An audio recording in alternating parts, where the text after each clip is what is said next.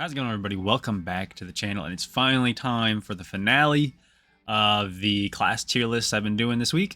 And we're going to finish this off with the cosmic class, and we're going to start with the useless class again. Let's start with a little disclaimer. These are my opinions and what I see in the game, and just kind of I try to judge it off of mostly battlegrounds use and maybe align sword use and their effectiveness in quests. But you know, all these champions can kind of be good in their own way in certain content. So, and yeah, I think that's really it. So let's just get started. This is a very top-heavy class, by the way. So you might see what I mean in a minute. So first, we got the useless class. We got Airwalker. I think this is pretty clear to me. He doesn't really do anything good. But sometimes on defense, you can put him in the right spot, and he will be a little tricky. Next, we got Captain Marvel OG. Obviously, she does nothing. Then we have Drax, who used to have a little bit of usability with his ability to ignore evade mechanics, but he got nerfed when they fixed his animation, so he's useless. We got Groot, king of uselessness right here. Does nothing. Miss Marvel, just a skin of Captain Marvel. Does nothing. Phoenix. I think this one could be debatable. As you know, she could be usable. I think it relies on synergies and stuff, but you let me know on this one. But I don't really know anyone using Phoenix for offense or defense. Then Superior Iron Man, big L if you get this guy. Moving up to the usable tier, we got Black Bolt. Definitely usable champion, has some nice synergies with some champions here and there, but doesn't do really anything crazy. Got Carnage, kind of the same boat. Can be solid, but doesn't really do anything crazy. But if he's your favorite champion, you rank him up, no big deal. Medusa, she's in the usable tier. She might get moved up. They threw a hint out that the 8.3 boss has some weakness against armor shattering, so she might be moving up. So let's keep an eye on her, but definitely usable champion. Kamala Khan, usable, not the greatest. I know some people have her ranked 5 for some reason. I think just to flex their skills, if I'm being honest. I don't really know why you would use her. Maybe I'm missing something. I don't know. We got Proxima Midnight. Hits hard, but all her damage is capped in the most important areas. So she's usable as just like too much effort for the reward. Red Goblin, usable. He's available as a 7-star. And he doesn't really do anything better than anyone else, though. And that's about it. That's all I can say for him.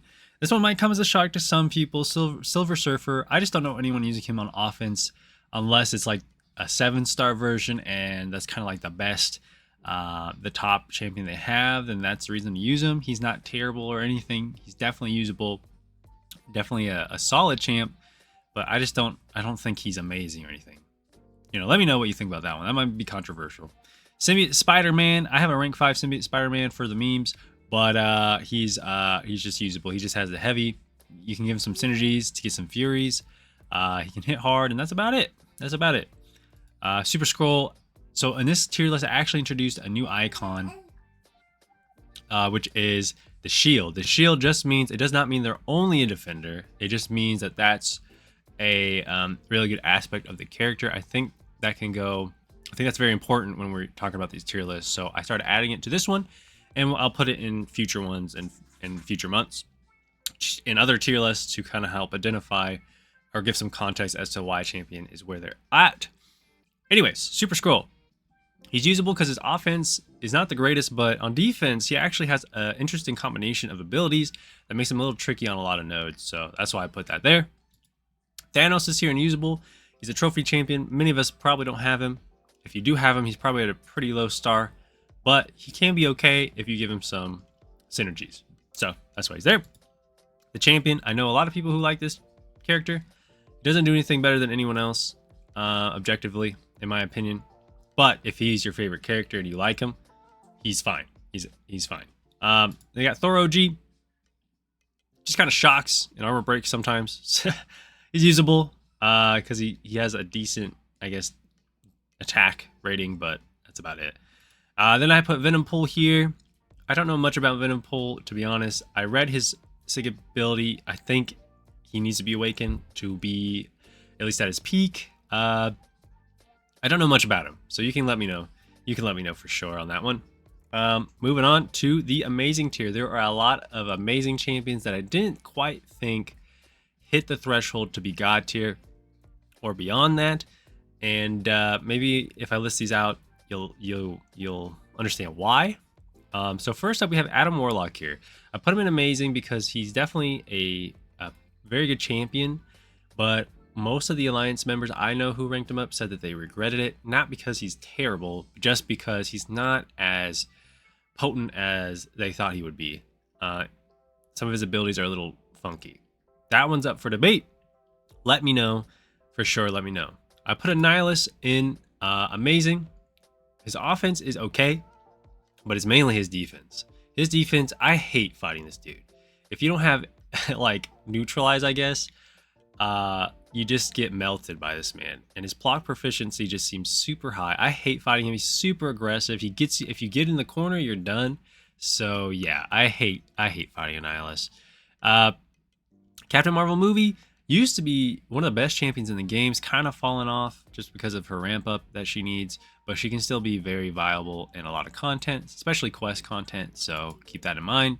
Very good champion. Corvus, the only reason he's not in God tier or above is because he's kind of locked at the 6-star. There's a lot of really, really good. In fact, all the cosmic champions that are like in the see you later alligator tier are locked at 6-star right now. And so you're kind of competing with all those, and Corvus kind of has the limit where his charges, you only get 20 hits of that guaranteed damage before you have to wait. So I kind of put him in amazing for now, and who knows, maybe he'll come as a 7-star. He might not, but anyways, Cole Obsidian, he's a very good champion, potent attacker. He just has some block proficiency that holds him back, but he has amazing burst damage. Very good for incursions, actually, if you need a champion with a lot of buffs. Then we got Gladiator. He's available as a 7-star. Doesn't need to be awakened, but he's not terrible, and he's not like God tier or anything. Yeah, I have a 7-star version of this character. I've tried him out myself. He's fine. He's just nothing amazing, which is unfortunate, but you know, maybe time will tell on him. Maybe time will tell. We got Gore. I don't think he's amazing. Quite amazing on offense, but his defensive game, if you don't have the right counter, can be quite potent. I think people have gotten better at him, but like myself included, but he's still very good. So Heimdall made the amazing tier just because of his synergy. And I put a note here, synergy only. So you're not going to be using this guy on offense. Hopefully he doesn't come to that. But his synergy to keep your, give you an extra life is so potent. It's so good. It's so useful in most content in the game, unless you're on a node that makes it so you don't get buffs.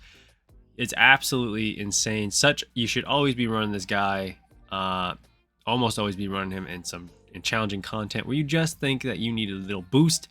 And sometimes that second light, man, that second light has saved me so many revives. So cannot stress enough the usefulness of that character. We got hella hero synergies, one of the hardest hitting cosmic champions with the right synergies. It doesn't require that many either. I think it's maybe even only 1 or 2, and she just melts. As long as she can get her buffs, she melts. Got Icarus here just because I think he's a little tricky defender. Oh yeah, I forgot to put the little note on him.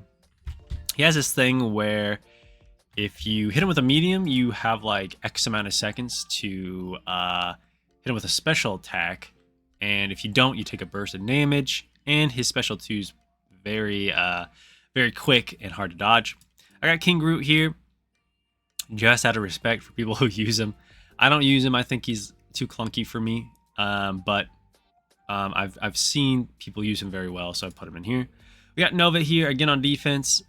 He's been giving me trouble on defense whenever people throw him up there.